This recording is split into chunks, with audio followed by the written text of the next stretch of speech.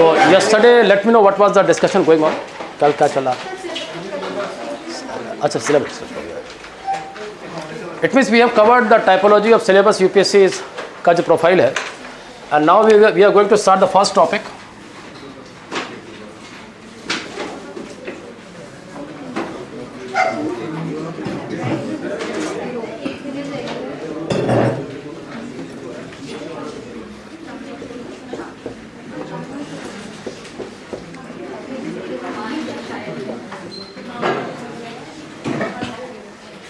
So it is a turning point in the world history. We are going to witness.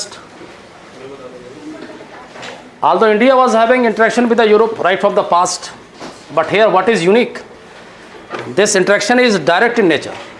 Yesterday we have discussed that 15th, 16th century in the world history is called as centuries of mercantilist revolution. So just we can have some introduction here.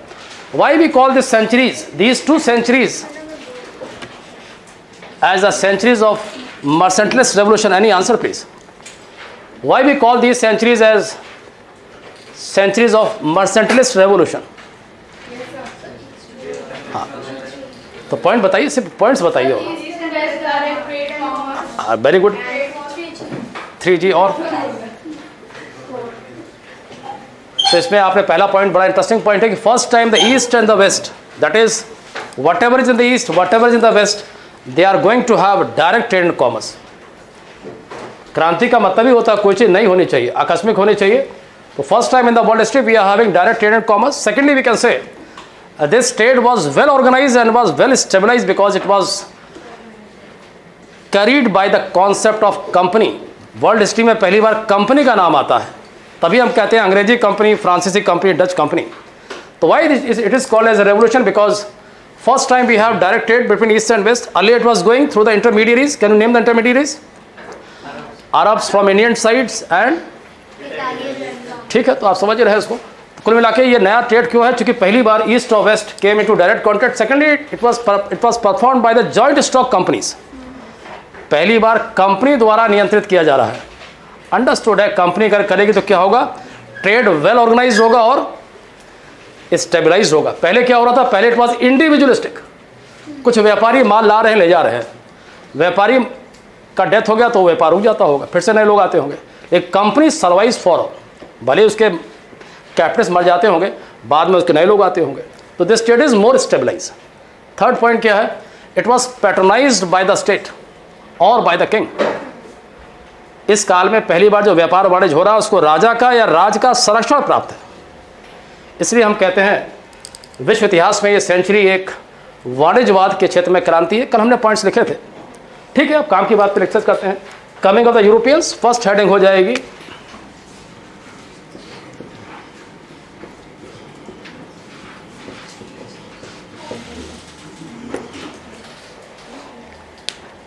तो it है ना, they were the first Europeans who are coming for direct trade and commerce.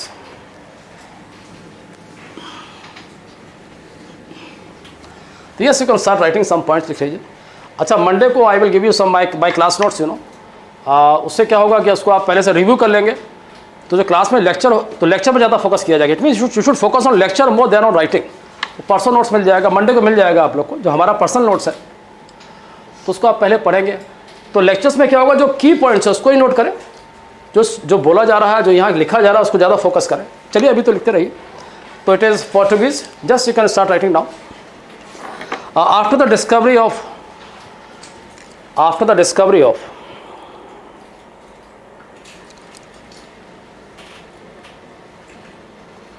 New sea route to India, new sea route, सामुद्रिक मार्ग to India by Vasco da Gama. Vasco, VAS, और year क्या था भाई?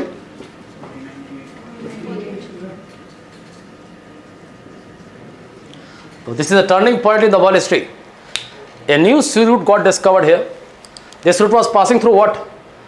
Africa, Cape of Good Hope से, then by India. तो just repeat the line. क्या लिखा आप? लाइन बोले एक बार. After the ठीक है, sea route to India by Vasco da Gama. India came into direct contact with the Europe. India came into direct contact with the Europe through a new sea root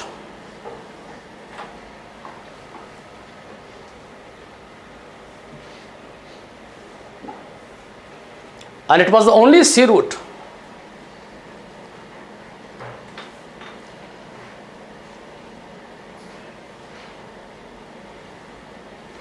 which was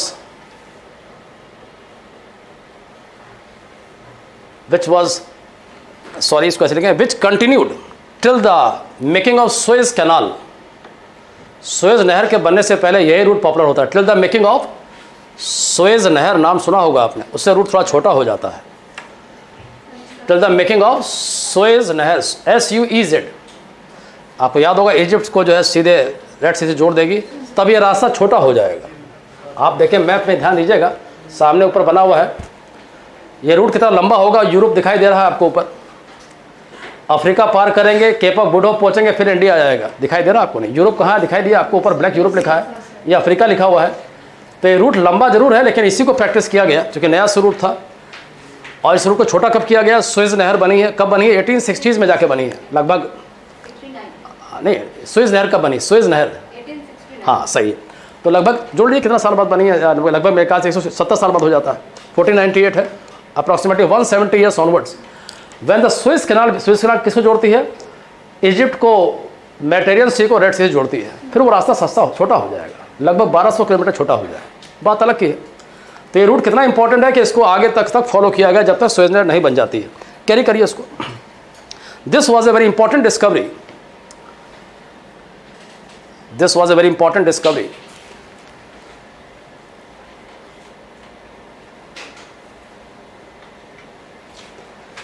And after this, the Portuguese king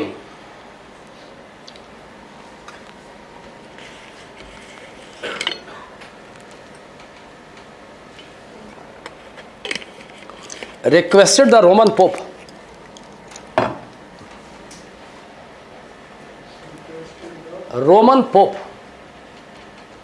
जैसे हमारे यहाँ शंकराचार्य होते हैं, ऐसे ईसाई धर्म में pope होता है, तो धर्म गुरु भी होता है और राजनीतिक गुरु भी होता है। तो after this discovery what happened? The Portuguese king had requested the Roman pope to grant Portuguese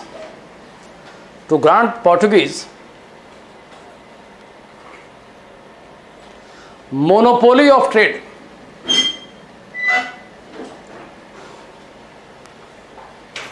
monopoly of trade with the East Indies।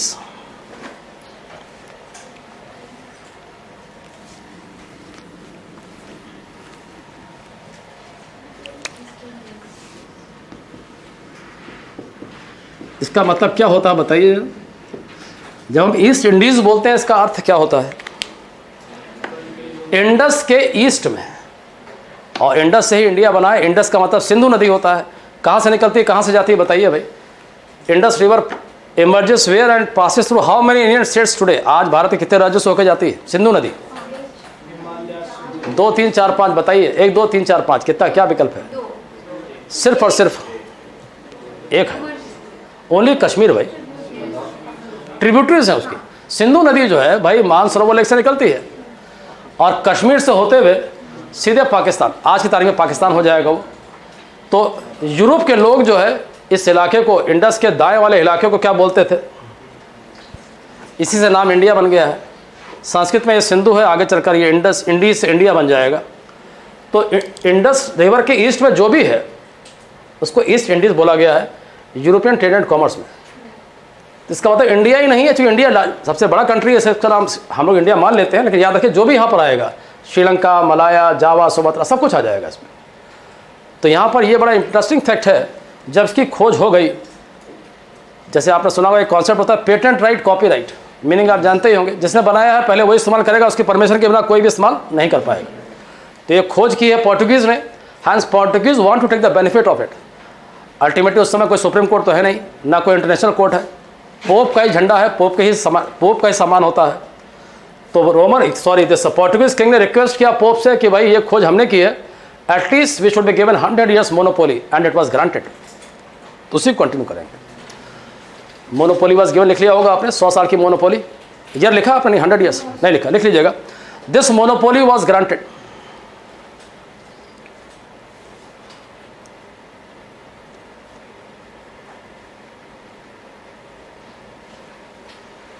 for 100 years, and that is why no other European power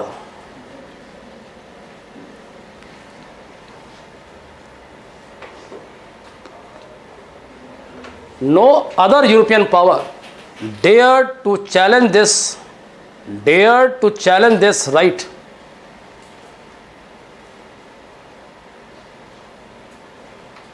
और ये 100 साल कब पूरे हो जाएंगे भाई?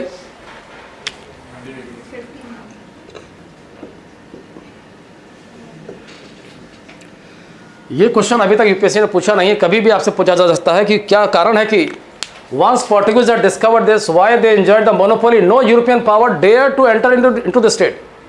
Answer is very simple. It is simply because of it, because the Pope had issued a decree, order किया है। और पोप क्या होता है आपको मालूम होता है, धर्म गुरु भी है और राजनीतिक गुरु भी है। तो in 100 years no other European power dare to enter into the state. तो पोर्टुगीज के पास में बहुत बढ़िया अफसर भी है, फिर भी वो फेल हो जाते हैं, कुछ कारण होगा, पढ़ेंगे आप आगे। तो इसको समझ गए आप, इसी में कैरी कीजिएगा। वास्को, शॉर्ट में वास्को डिगामा को वास्को बोला जा रहा है, आप समझ जाएंगे। Vasco landed at Calicut. Calicut कहाँ पड़ता है? केरल में पड़ता है। Vasco landed at Calicut and was given a warm welcome by Zamorin. वहां का किंग कौन था उस समय? Zamorin. Vasco was given a warm welcome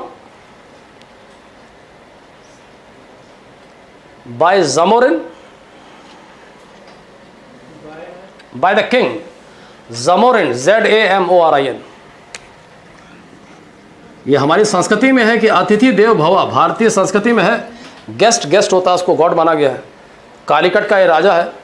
He had given a warm welcome, but can you tell me the reaction of the Arabians, whether they will also welcome or they will oppose the Portuguese? Oppose, logic की बात है भाई, चूंकि आपको मालूम है, कल आपने सुना था इंडियन ट्रेड और वेस्ट के बीच अरेबियन ट्रेडर्स ही सारा माल ले जा रहे थे for how many years?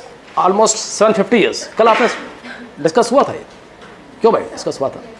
Arabians, you know, once they and, Arabians से भारत कब जीता था? भारत पूरा तो नहीं जीता, लेकिन मुल्तान और Sindh. Keep in your mind, this is a turning point in the history. It is called as the first Muslim invasion in India. Arabian traders, you can say like this, but politically it is not very important because their rule was confined to only Multan and Sindh. छोटा सा इलाका है, but economically it is very important because for the remaining 7 centuries, almost more than 7 centuries, it were the Arabian traders who were carrying the Indian goods to the European market, to the Italian merchants. देखिए Vasco तो यहाँ पर आता 1498 में आता है, तो लगभग 750 सालों तक कहा जा सकता है।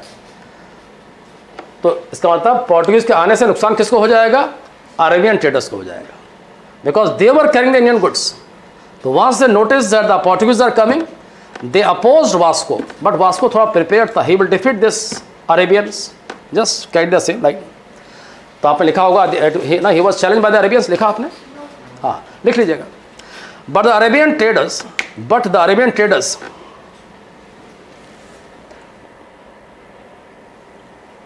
had opposed Vasco डिगामा को वास्को बोला जा रहा है ना,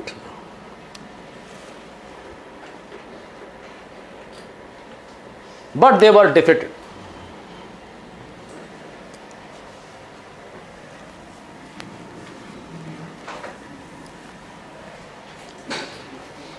and when second time, दूसरी बार वास्को दोबारा आता है, and when second time,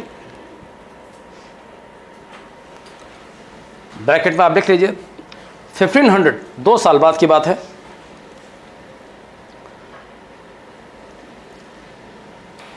when second time Vasco came again, he was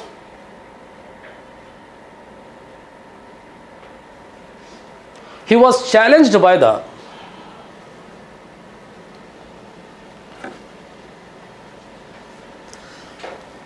Arabians and ज़मोरिन। दूसरी बार में ज़मोरिन विरोध करता है, याद रखिएगा। उसके पीछे कारण क्या है उसको वर्बली सुन लीजिए। पहली बार तो ज़मोरिन ने वेलकम किया था, लेकिन जब सेकंड टाइम वास्को आता है तो कहीं ना कहीं से Arabian traders had poison the ears of Zamorin. उसको समझाया कि भाई जिसको तुम वेलकम कर रहे हो ये तुम्हारा राजपाट सब छीन लेंगे। क्यों किया उन्होंने? उनको मालूम था कि राजा यही है, इसके कान को भड़का देते हैं, तो उसको भड़का दिया जाता है। तो when Vasco came for second time, keep in your mind, then Zamorin had also oppose. Why? Because the Arabian traders had poison his ears. उसको बता दिया गया कि भैया आपका राजपाट छीन ले जाएंगे, तो he also oppose. But what happened? Since Vasco came second time in a very good with good preparation, you can say like this, and now he got defeated. आपको मालूम है किसी राजा को आप हराते हैं तो क्या होता है? Now he is at your mercy. The king Zamorin is at the mercy of the Portuguese. Vasco कह सकते हैं अब जो आदेश करेंगे सब पालन करना पड़ेगा, तो पूरा केरल का राज खुल जाएगा इनके लिए, उसी को करी करेंगे। And now the king Zamorin was at the mercy of Portuguese. The king Zamorin was at the mercy of Zamorin, sorry, King Zamorin was at the mercy of Portuguese, you can say. Mercy मतलब उसके दया का पात्र, जो चाहे करे। The King Zamorin was at the mercy of Portuguese, and he allowed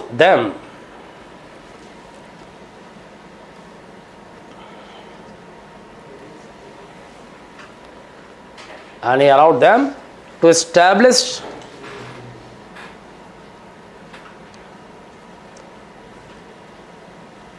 trading centers on the Kerala sea coast, on the sea coast of Kerala, ऐसे भी लिख सकते हैं आप।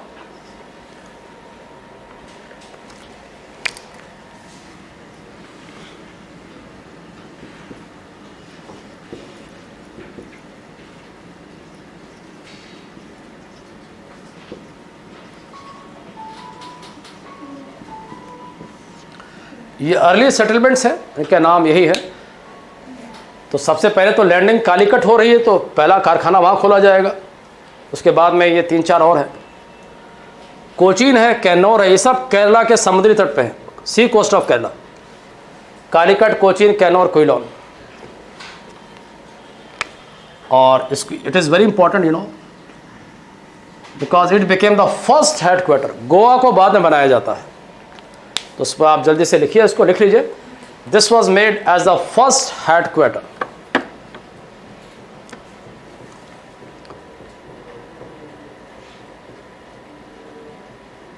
और इस थोड़ा सा एक लाइन जरूरी है बताना, पहले नहीं बताई गई, सुन लीजिएगा। इस टॉपिक से यूपीएससी सिर्फ और सिर्फ एक क्वेश्चन पूछती है। अब क्वेश्चन की जो शैली होती है, यूपीएससी ईयर नहीं पूछती है, सिर्फ पूछती है सिग्निफिकेंस। पोर्टुगीज आए, डच आए, इंग्लिश आए, इन्होंने भारत को क्या दिया और क्या लिया, तो फोकस उस पर करिए। ईयर्स को फोकस ज़्यादा मत करिए। ईयर वही इंपॉर्टेंट होता है जो पहला हो। राजधानी मालूम होना चाहिए। How they had change the history of India, it is important. तो don't try to very factual, because UPSC यहाँ से मेंस में आता भी नहीं है, तो जो आपके एनर्जी का डायरेक्शन है वो वेस्ट नहीं होना चाहिए। अननेसेसरी के फैक्ट्स को मत याद करिए। हाँ, सिग्निफिकेंस याद रखिए। How the Portuguese had change the history of India, how they were important to India, बस ये मालूम होना चाहिए। और थोड़ा सा उनका हेडक्वार्टर कहाँ है ये मालूम होना चाहिए। तो यहाँ आप समझ गए, पहला मुख्यालय हो जाएगा कोचीन, गोवा को बाद में बनाया जाएगा। ठीक है, इसी में आप कैरी करेंगे। And the Portuguese king appointed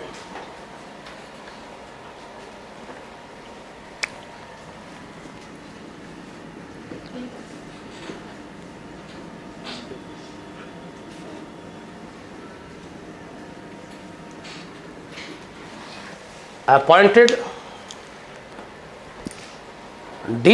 Almeida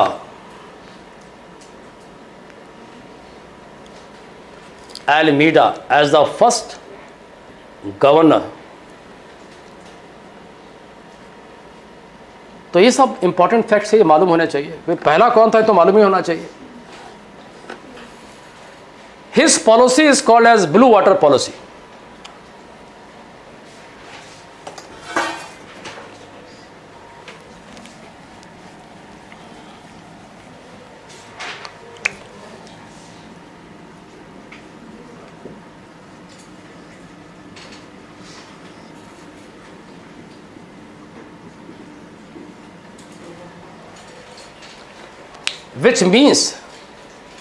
Which means that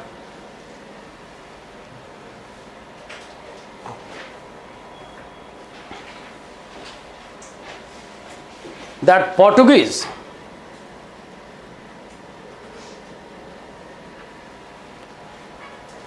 should focus on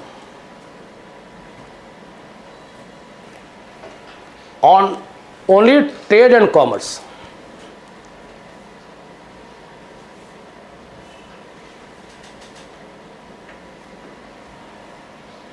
and not on political ambitions,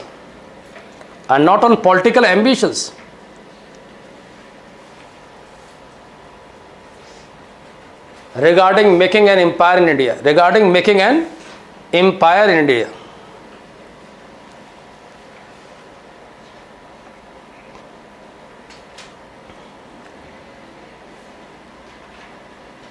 और थोड़ा 2 लाइन सुन लीजिए। इसका मतलब यह है कि नीले पानी की नीति, मतलब यह है कि आप पानी में रहिए, मतलब सामान लाइए, क्योंकि आपको मोनोपोली मिला हुआ है। Don't waste your time, don't think about political empire, focus only on this. आप भारत आइए, माल ले जाइए, बेचिए जाइए, मतलब फोकस इस पे करिए, आने जाने पे कीजिए, सामान लाइए, बेचिए। Don't try to aspire for political empire. Bharat में साम्राज्य का सपना मत देखिए, मेन काम जिसके लिए हम लोग आए हैं उसको फोकस करिए। इसलिए इसको फ्रेज दिया गया है ब्लू वाटर पॉलिसी। बट क्या होगा, जो सेकंड गवर्नर आएगा, he will abandon this and he will lay the foundation of political empire, and he is Albuquerque. Just carry the same. Second governor,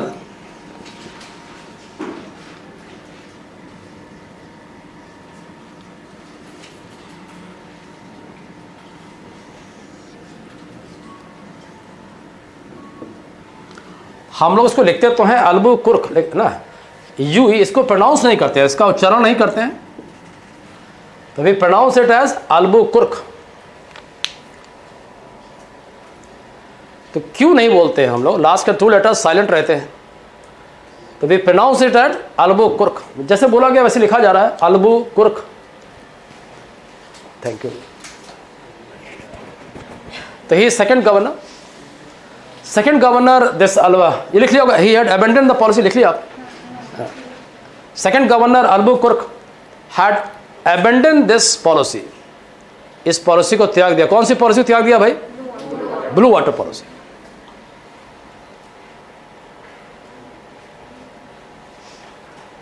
reason क्या होगा? आदमी एम्बिशियस होगा, politically ambitious होगा, and he had laid the foundation of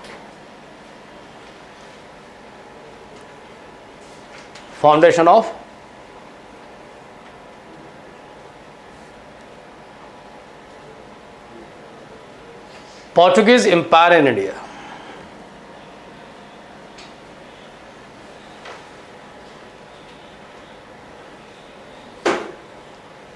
He had defeated the king of Gujarat.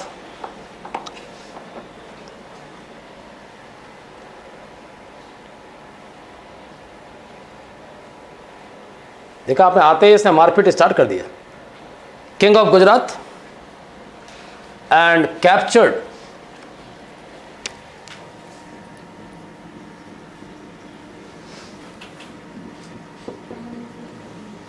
देखा आपने, ये यहां से मिल जाएगा, दमन दीव, गुजरात के सी कोस्ट पे, and also defeated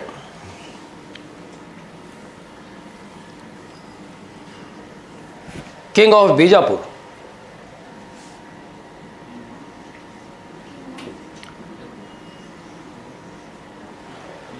Bijapur Karnataka में पड़ता है, और आप देखेंगे उस समय कर्नाटका का नाम बीजापुर था, आज उसका नाम कर्नाटका पड़ गया। नक्शे में आप, मैप में आप देख सकते हैं, इंडिया के मैप में कहाँ है कर्नाटका, दिखाई दे रहा है आपको कर्नाटक।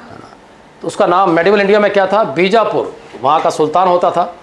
तो here how they captured Goa, Goa किससे मिला है? बीजापुर के सुल्तान से मिला है। That means they captured Goa from the king of Bijapur by defeating him. तो देखा आपने, पोर्टुगीज ने भारत में आते ही लड़ाई झगड़ा स्टार्ट कर दिया है। जबकि आपको याद होगा इंग्लिश कंपनी का अराइवल कब होता है और बैटल ऑफ प्लासी कब होता है। तो देखा आपने, Britishers were very far sighted, पहले भारत को समझा है अच्छी तरह से, तब सपना बनाया है और सपना सफल हो जाता है। पोर्टुगीज ने नैरो माइंडेड थे, शॉर्ट साइटेड थे, भारत में आते ही मारपीट स्टार्ट कर दिया। और भारत जैसे देश में अगर आपको काम करना है तो फार साइटेड ही होना पड़ेगा। That is why our history is British history of India rather than Portuguese history of India. Although Portuguese had good options, सबसे पहले भारत में आए, मोनोपोली भी है। Why they loss, reason is the same, they fail to capture the goodwill of India. English were very smart, they came late but they were very much far sighted. They first had took the goodwill of the Indians, तब भारत में साम्राज्य बनाया। और साम्राज्य में कैसा बनता है आपने देखा, बिल्कुल स्टेबल हो जाता है। तो ठीक है, कैरी करें उसको। आपने लिखा they capture this Goa from king of Bijapur and Daman Diu from Gujarat and now Goa was made as permanent headquarter.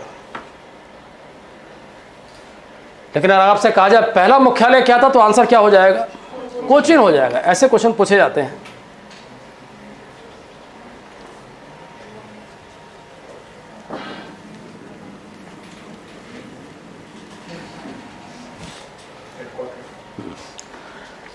Nature of trade, second heading डाल लीजिए, नेचर ऑफ ट्रेड, कैसा व्यापार करते थे ये लोग।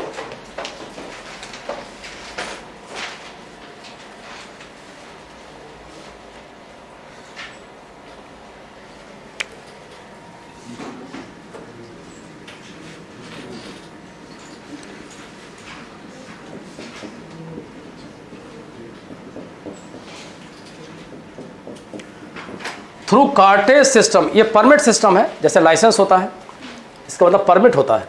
Through cartaz system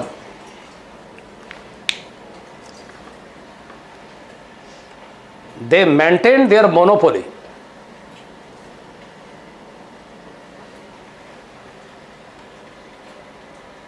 on the sea trade.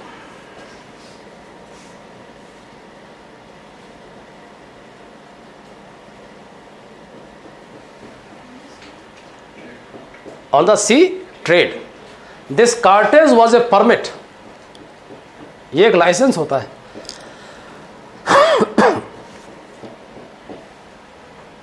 This cartage was a permit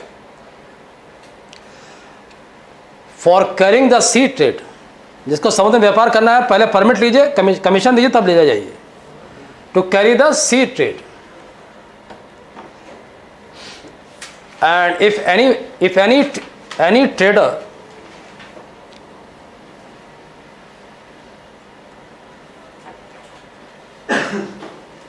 carried his ship without this cartage,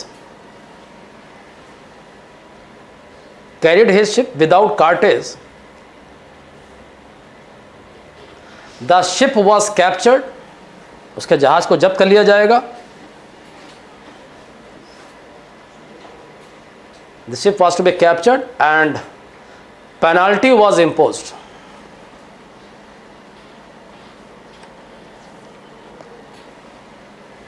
देखा आपने, उनका माना था समुद्र हमारी संपत्ति है, कोई भी जहाज इस पर उतरेगा पहले पैसा लाइए, पहले कार्टेज एक परमिट लीजिए, कुछ कमीशन दीजिए, जितना व्यापार होगा उसका पैसा कुछ दीजिए कंपनी पोर्टुगीज को, अदरवाइज आपका शिप जब्त कर लिया जाएगा। तो इसके माध्यम से उन्होंने मोनोपोली को रखा, उसी को कैरी कीजिएगा। Portuguese exported Indian textile, spices, exported Indian textile, spices, ivory goods, ivory IVORY, हाथी दांत की वस्तुएं,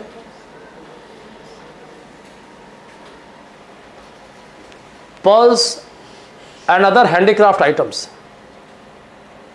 pearls, moti and other handicraft items.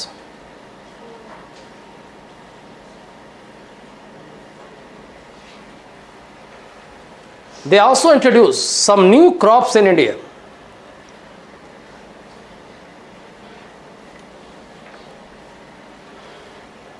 Some new crops in India like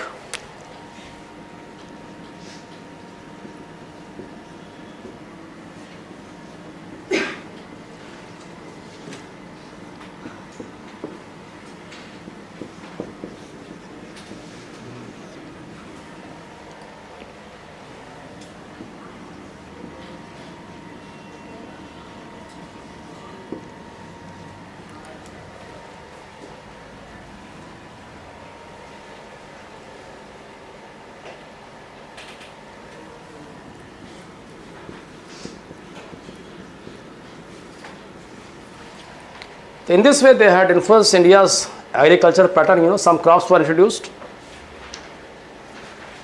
And also printing press in India. ये भी piece है, आपको याद भी रहेगा, कुछ चीज़ें पीस हैं इसमें. प्रिंटिंग प्रेस ब्रैकेट में 1560s, 60 मतलब 1560 के दशक में at Bombay. The first time India is having a printing press. But who is using? Portuguese is using. Indians were not aware of it. Who was the king of India at that time? Akbar था. सब लिख लीजिएगा. During the time of Mughal king Akbar. तो भारत में जब छापे खाने की मशीन आई तो बादशाह कौन था? अकबर था. Period of king Akbar. But हमारे यहाँ लोग हाथ से ही लिख रहे हैं. मशीन उस समय India was not aware of this. Manuscript मतलब हाथ से लिखा जा रहा है. Why Portuguese brought this? Any answer please. Why Portuguese ये मशीन क्यों लेके आ रहे हैं? छापे खाने की छाप खाने की मशीन क्यों लेके आ रहे हैं? हाँ, ईसाई धर्म है ना, बाइबल की कॉपी या बाइबल ईसाई धर्म के उपदेश. तो चाहे लिख लीजिए. The purpose was to print the copies of Bible,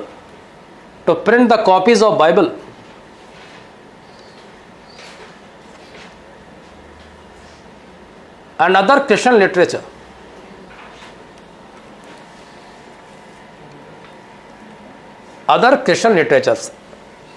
ईसाई धर्म के उपदेश ये सब छापने के लिए बनाया गया. क्रिश्चियन लिटरेचर, ईसाई साहित्य बोल सकते हैं इसको आप.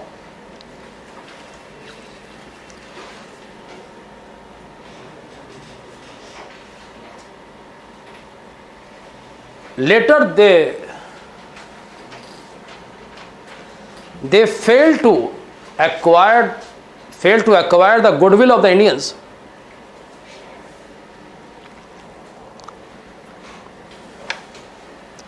They failed to acquire the goodwill of the Indians due to conservative and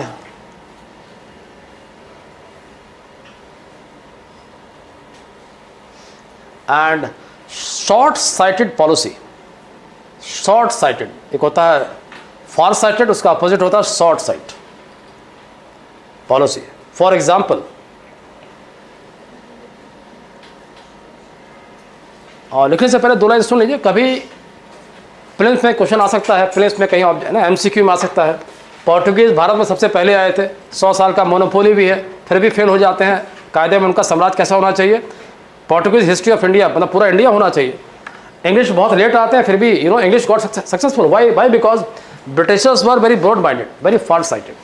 अभी आपने देखा कब आए थे? 1608 में. लड़ाई कब स्टार्ट करी? 150 साल बाद. But Portuguese were very short sighted, आते ही लड़ाई झगड़ा स्टार्ट कर दिया.